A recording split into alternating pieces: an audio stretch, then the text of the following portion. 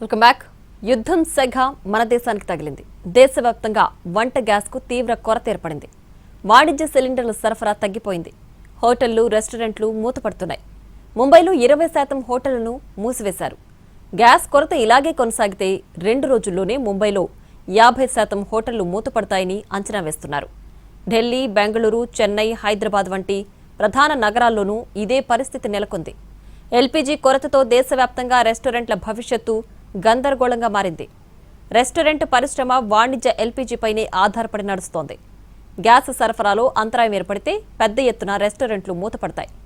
వంట గ్యాస్ సంక్షోభం బెంగళూరులో తీవ్రంగా కనిపిస్తోంది. గృహ వినియోగదారులకు పెద్దగా ఇబ్బంది లేకున్నా వాణిజ్య సిలిండర్ల కొరత పెరిగింది. బెంగళూరులో 8,000కు పైగా హోటళ్లున్నాయి. ఇవి కాకుండా టీ స్టాళ్లు, చిన్న హోటళ్లు మరో 6,000కు పైగా ఉన్నాయి. పీజీలు, హాస్టళ్లు 7,000 దాకా ఉంటాయి. 2 రోజుల నుంచి వాణిజ్య సిలిండర్ల సరఫరాను పూర్తిగా నిలిపివేశారు. హోటళ్ల నిర్వాహకులు ప్రస్తుతం తమ వద్ద ఉన్న సిలిండర్లతోనే సర్దుకుంటున్నారు.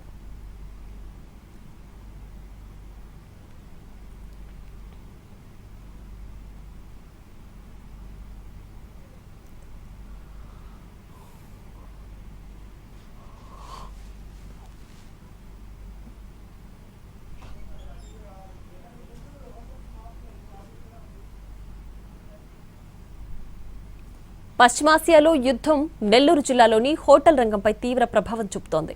వంట గ్యాస్ సిలిండర్ల కొరతతో మరో 2 రోజుల్లో హోటల్స్ మూసైపోతున్నారు యజమానులు.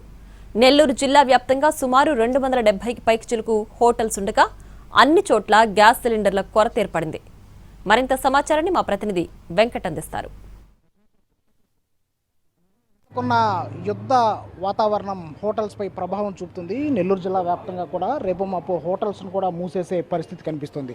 అయితే గ్యాస్ సిలిండర్ సరఫరాలో జాప్యం జరగడం, సిలిండర్లు అందుబాటులో లేకపోవడంతో కూడా హోటల్ రంగం తీవ్రంగా నష్టపోతున్నటువంటి పరిస్థితి కనిపిస్తుంది. ప్రస్తుతం మనతో హోటల్స్ అసోసియేషన్కి సంబంధించి నాయకులు ఉన్నారు. ఒకసారి మాట్లాడదాము. సార్, ఎట్లా ఉంది జిల్లా వ్యాప్తంగా కావచ్చు, రాష్ట్ర వ్యాప్తంగా కావచ్చు, హోటల్ రంగం ఎలాంటి ఇబ్బందులు ఎదుర్కొంటుంది యుద్ధం ప్రభావం? యుద్ధం వచ్చిన వల్ల గ్యాస్ కొరత ఏదైనా కూడా ఒకప్పుడు హోటల్స్లో పొట్టు పొయ్యిలునే, కట్లు పొయ్యిలున్నాయి. కానీ ఇవి వర్కర్స్ చేయని దాని వల్ల గ్యాస్ అందరూ పెట్టుకున్నారు. ఆల్మోస్ట్ 99% రోడ్డు మీద కూడా గ్యాస్ మీద పెట్టుకుంటారు. అలాంటి పరిస్థితుల్లో గ్యాస్ సప్లై లేక నేను అన్ని జిల్లాలకు ఫోన్ చేశానండి. అన్ని వైస్ ప్రెసిడెంట్గా అన్ని జిల్లాలకు ఫోన్ చేశాను. అన్ని జిల్లాలలో 4 సిలిండర్లు కావాలంటే 1 ఇస్తారు.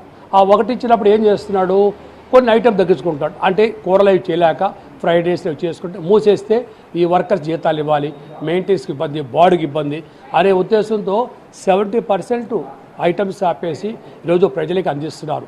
ఇప్పుడు రాను ఈ రోజు నుంచి అసలే గ్యాస్ లేదంటున్నారు. గ్యాస్ లేకపోతే రేపటి నుంచి అంటే 2 రోజుల నుంచి హోటల్స్ మూసేయాల్సిన పరిస్థితి ప్రతి జిల్లాలో ఉంది. మన స్టేట్ కాదు, ఇతర స్టేట్ కర్ణాటక, మహారాష్ట్ర పరిస్థితులు అదే పరిస్థితి ఉంది. కానీ ఇక్కడ ఎంతోమంది అంటే ఇది ఒక విధంగా డబ్బుతో అమ్మినా కూడా ఒక సేవా సంస్థ అండి. వేల మంది కార్మికులు బతుకుతున్నారు, వేల మంది ట్యాక్సులు కడుతున్నారు. హోటల్ ఫీల్డ్ కట్టే ట్యాక్సులు ఏది లేదండి, అన్నింటిలో ట్యాక్సులు కడుతున్నాం. ఈఎస్ఐ కానీ, ప్రావిడెంట్ కానీ, కుళాయి పన్ను కానీ, ట్రేడ్ లైసెన్స్ కానీ, ప్రాపర్టీ ట్యాక్స్ కానీ, అనేక ట్యాక్సులు కట్టే, ఇన్కమ్ ట్యాక్స్ కానీ కట్టే సంస్థ హోటల్ సంస్థ. ఈరోజు దీనాస్థితిలో ఉంది.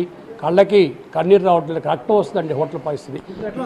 జిల్లా వ్యాప్తంగా ఒకసారి, ఎందుకంటే మీరు రాష్ట్ర వైస్ ప్రెసిడెంట్గా ఉన్నారు, జిల్లాలో ఎట్లా ఉంది? 2 రోజుల్లో గ్యాస్ సప్లై కాకపోతే హోటల్స్ అన్ని మూసేస్తామన్నారు. ఎట్లా యజమానులు ఏం చెప్తున్నారు?